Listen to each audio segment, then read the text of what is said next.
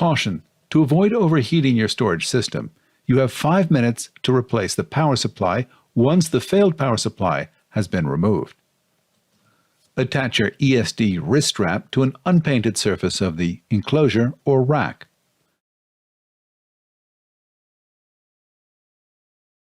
If the power supply to be replaced is the 1500 watt model, confirm that its UID LED is solid blue, indicating it is safe to remove. Note: 1600 and 2200 watt power supplies do not contain UID LEDs. A failed 1600 or 2200 watt power supply will not have its green LED lit. Caution: do not remove power from the only power supply with a green LED. A failed power supply should have no green LED lit. Note the orientation of the power supply for replacement.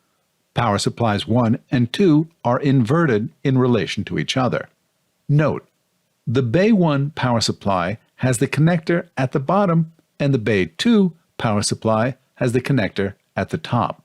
Unwrap the Velcro strap holding the AC power cord in place and remove the AC power cord from the power supply. Using your thumb and forefinger, squeeze the release tab and handle to release the power supply from its bay. While supporting the failed power supply from underneath, carefully slide it out.